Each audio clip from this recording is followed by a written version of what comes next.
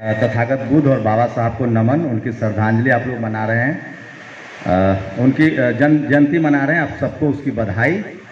और मैं थोड़ा लेट से आया, दो लोगों का भाषण सुना। मैं पेशे से पत्रकार हूँ, मुझे नहीं पता यहाँ क्यों बुलाया गया है, लेकिन जिन्होंने बुलाया है वो भी कह रहे थे कि मैं पत्रकारिता से हूँ और आपको आना है। हम लोग 1 महीने से लगातार बात कर रहे थे तो मैं आ गया। वैसे मेरा काम भाषण देना नहीं है, लेकिन अगर मुझे बुलाया गया है तो मैं वही बात बोलूँगा जो आपके लिए ज़रूरी है। बाबा साहब की जयंती मनाई जा रही है, बाबा साहब ने क्या किया वो हम सब जानते हैं। तो मंच पर माननीय मंत्री जी हैं और तमाम जो गेस्ट हैं हमारे, उन सबको मैं कहूँगा कि 5 मिनट के लिए हम लोग बातचीत करेंगे। और हम चूँकि इस प्रोग्राम में आए हुए हैं, आज क्या हालात है, एक पत्रकार के तौर पे मैं क्या समझ पा रहा हूँ उसको मैं रखने की कोशिश करूँगा, और वो कैसे आपके जीवन से जुड़ा है। आज जो हमारे शरीर पर एक कपड़ा है, हाथ में घड़ी है या अंगूठी है, ये सब बाबा साहब की कमाई का नतीजा है। ये हमारे बाप ने नहीं कमाया है, ये बाबा साहब ने जो किया हमारे लिए उसके वजह से आया था और अब ये खत्म हो रहा है। जिसको नहीं मानना है वो नहीं माने, मैं सच बात कह के जाऊंगा।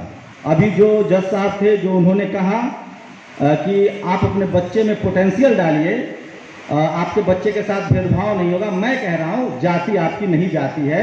आज जेएनयू जैसे संस्थानों में, आज आप जुडिशियरी में हैं, हायर कोर्ट में, आपका जस्टिस कर्नल जेल चला जाता है, आपके आईएएस कैबिनेट सेक्रेटरी नहीं बन पाते हैं, उसकी वजह है जाति।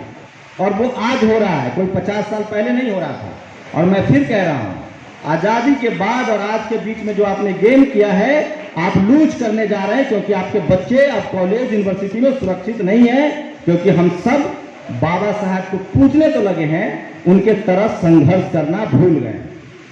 आपका जो सबसे बड़ा, मैं लिख के दे रहा हूं और मैं इस पर अडिग हूं, आपका judiciary, media, bureaucracy, college university में भागीदारी नहीं है। बाबा साहब की वजह से जो भागीदारी बनी थी, उसको जो रिजर्वेशन था, जो ओबीसी को रिजर्वेशन मिला, उसको घटा के 0 कर दिया गया है। वो 0 से भी खराब है। आपकी भागीदारी बिल्कुल नहीं है। लोअर जुडिशियरी में आपके जज आ रहे हैं, वो कोई फैसला नहीं ले पाएंगे, क्योंकि सुप्रीम कोर्ट और हाई कोर्ट में आपकी जुडिशियरी में भागीदारी नहीं है। जो इक्का दुक्का है वो सिंबॉलिक लोग हैं, और आज सारे फैसले संसद से हो रहे हैं। और सबसे ज्यादा डरपोक और निकम्मापन वो निकम्मे लोग हैं जो आपके जुडिशियरी में बैठे हैं, ब्यूरोक्रेसी में बैठे हैं, मीडिया में है ही नहीं, संसद और विधायिका में बैठे हैं। मेरे मंत्री जी मेरे बात को काटेंगे, उनकी बारी आएगी। एक भी 131 मेंबर ऑफ पार्लियामेंट है, कोई आपके हक अधिकार के लिए नहीं बोल रहा है। और मेरे पास तथ्य है, रिजर्वेशन सिस्टम को खत्म किया जा रहा है, क्योंकि प्राइवेटाइजेशन आ रहा है, कानून संसद में बन रहा है, कोई बात करने के लिए तैयार नहीं है। वो आपको मंदिर बना के दे देंगे, हर घर में बाबा साहब का मंदिर बना देंगे, वो लंदन का घर भी खरीद देंगे। आपके बच्चे के स्कूल कॉलेज बंद हो रहे हैं। जेएनयू में 1100 सीटें थी, जेएनयू में मैं पढ़ा, जेएनयू में 1100 सीटें थी, आज 275 सीटें रह गई है। सिलेबस से डॉक्टर अंबेडकर, फुले, पेरियार की विचारधारा को हटाया जा रहा है। अगर आप समाज के तौर पर एकजुट नहीं होंगे तो यकीन मानिए, आप इस देश में आज भी 2 दर्जे के नागरिक हैं। आपकी भागीदारी नहीं है इस देश के एडमिनिस्ट्रेटिव सिस्टम में, आपका एफआईआर नहीं लिखा जाएगा। आप सरकारी आईएएस बन जाएंगे, आपके विजिलेंस के आंकड़ा है, इस देश का 90% एससी, एसटी, ओबीसी के लोग जेल में बंद हैं बिना किसी हियरिंग के, क्योंकि आपका लोग कोई आवाज उठाने वाला नहीं है। आप हीरा चोरी के आरोप में जेल में बंद है, वो हीरा चोरी करके विदेश बैठ रहा है। तो ये जो पूरी लड़ाई है, आपको अपने बच्चों को बतानी पड़ेगी कि बाबा साहेब फूले, पेरियार, अंबेडकर की कुर्बानी से मिला था, और आज हमारे निकम्मेपन की वजह से हमने अपना परिवार और हित देखना शुरू किया, समाज का हित छोड़ दिया, और आज देश का संविधान खतरे में है। जो नहीं मान रहा है वो नहीं माने। जो इस देश को चला रहे हैं, मोहन भागवत ने साफ साफ कहा है कि हम हिंदू मतलब सनातन व्यवस्था को लागू करेंगे। बाबा साहब उसके खिलाफ थे।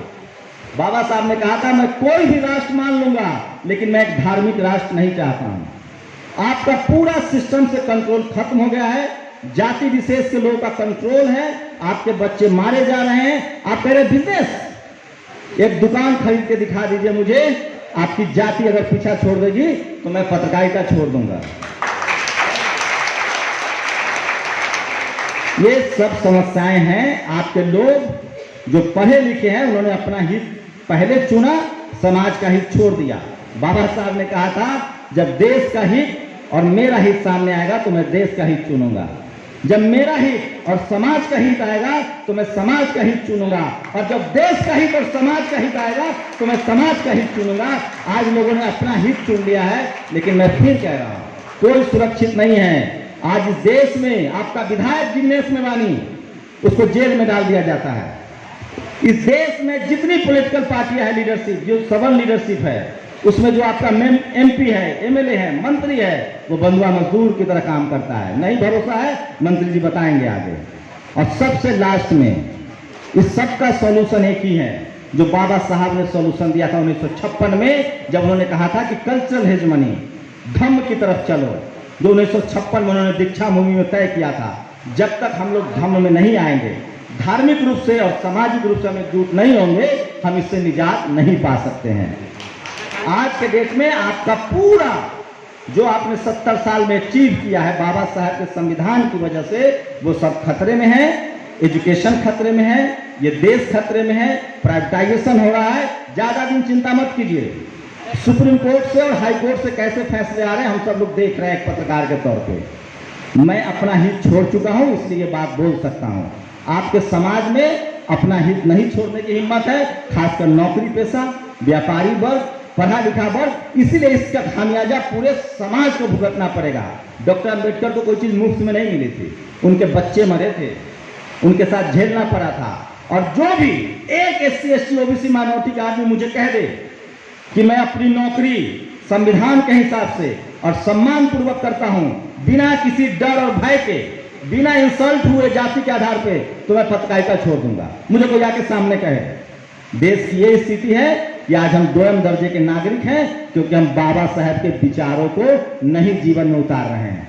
लंदन का घर खरीद देंगे, अंबेडकर इंटरनेशनल सेंटर बना देंगे, अलीपुर द्वार बना देंगे, लेकिन जो एजुकेशन है, बाबा साहब कैसे मजबूत होंगे, संविधान कैसे मजबूत होगा, जब इस देश के हर नागरिक का संविधान में दिया हुआ अधिकार सुरक्षित रहेगा। आपका इस्तेमाल हो रहा है, सिंबॉलिक आपको खुश किया जा रहा है।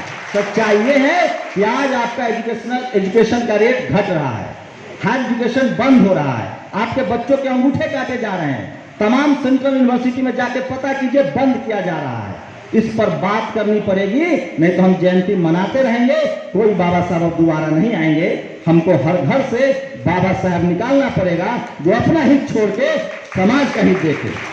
बाकी मैं चाहूंगा कि जिन लोगों की बात मैंने काउंटर किया है वो भी काउंटर करें। मैं एक बात से खत्म करूंगा कि इतना मैं जानता हूं कि SC ST OBC माइनॉरिटी, जिसको हम बहुजन कहते हैं, उसकी लड़ाई इसी समाज के किसी न किसी ने लड़ी है। इसलिए वो तमाम महानुभाव हुए हैं, वो तमाम विभूतियां, उनको मैं सलाम करता हूं। लेकिन आज जरूरत है कि आपको समाज का हित आगे रखना पड़ेगा, तभी ये मुल्क बचेगा, क्योंकि तभी संविधान बचेगा और तभी हम आप बचेंगे। किसी गफलत में मत रहिए। जो लोग सत्ता में आज हैं वो इस देश में संविधान और समानता नहीं चाहते हैं।